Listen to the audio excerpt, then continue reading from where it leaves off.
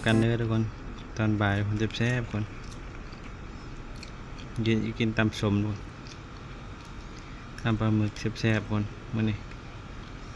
แซ่บๆกันเด้อทุกคนตำปลาหมึกหอมๆทุกคนแซ่บ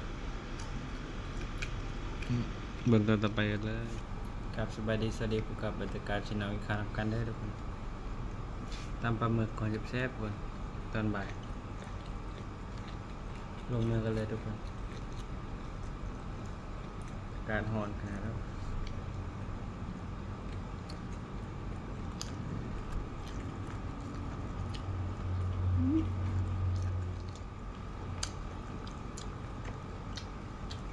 คุยหอนเองไม่เปิด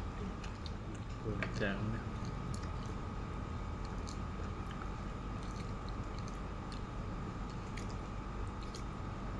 ตำปลาหมึกคนแซ่บ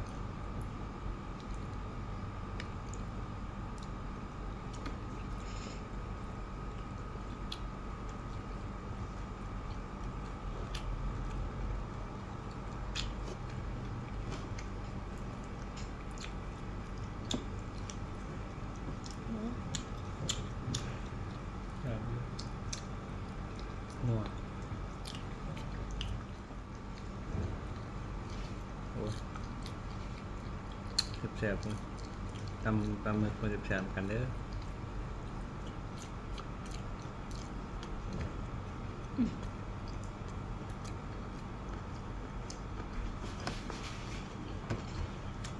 ไข่แกะ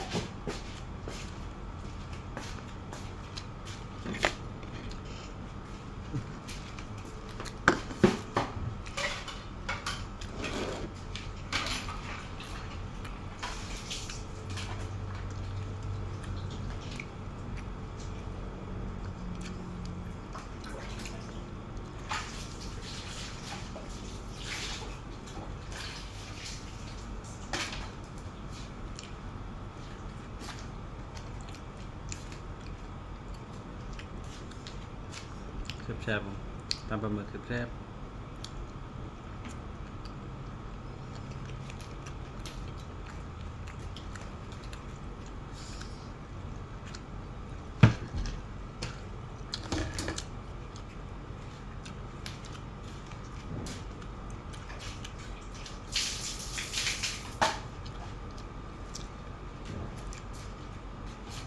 พอได้เบิ่งกับฝากกดไลค์กดแชร์ซับสไครต์เป็นกำลังใจคลิปต่อไปเด้อเบิ่ง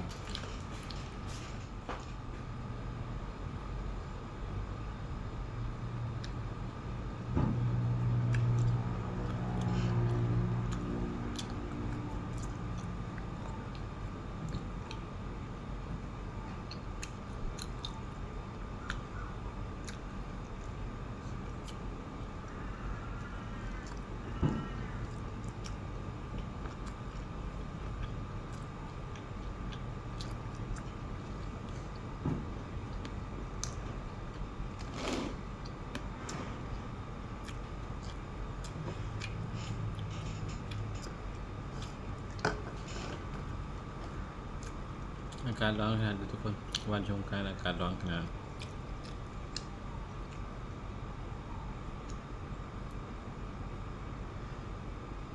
ตำปลาหมึกมันแซ่บๆคน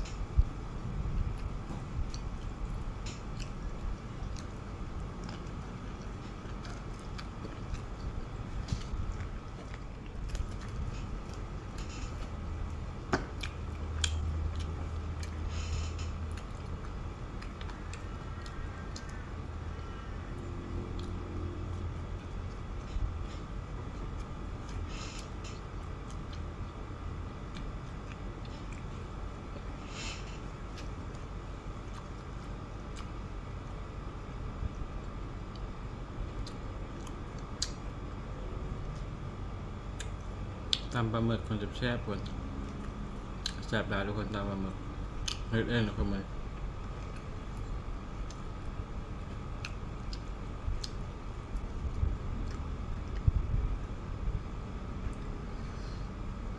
กระเทียมก่อน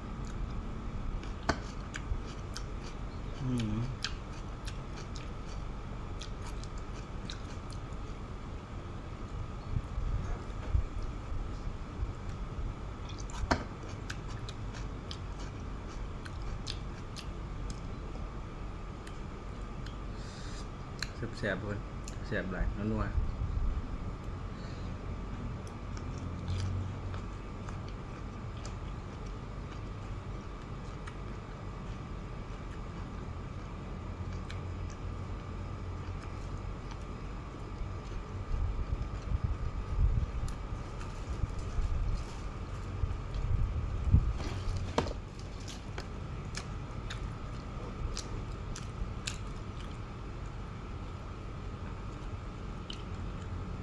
สุดแซ่บหลายทุกคน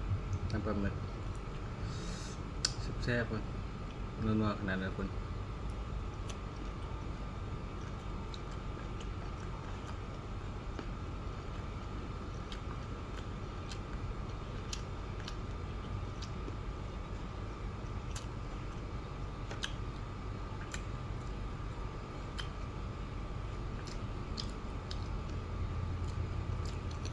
อาการหอยอยากกินตำส้มกระเทียมแซ่บ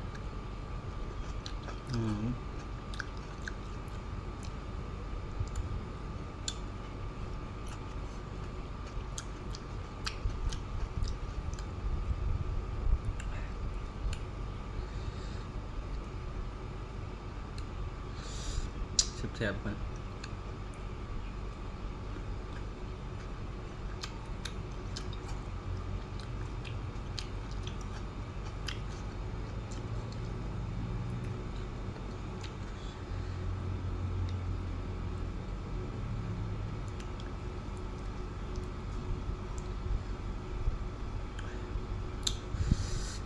แซ่บหลายทุกคนตำปลาหมึก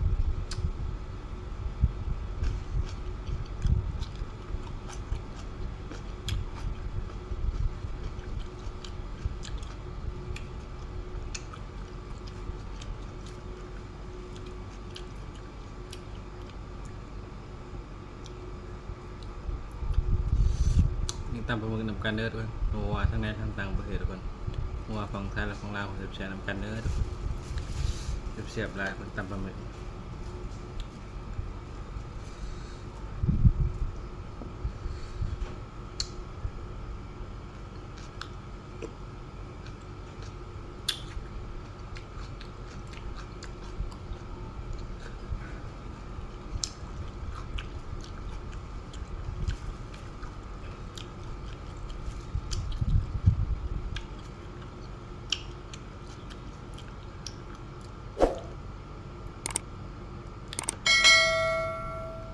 ขอตัวลาไปก่อนนะเจอกันที่หน้าทุกคนกลับสบายดีสวัสดีทุกคนบ๊ายบายขอบคุณที่เข้ามาให้กำลังใจนำกันเด้อทุกคนขอบคุณที่ดูจนจบคลิปเลยนะครับทุกคนบ๊ายบาย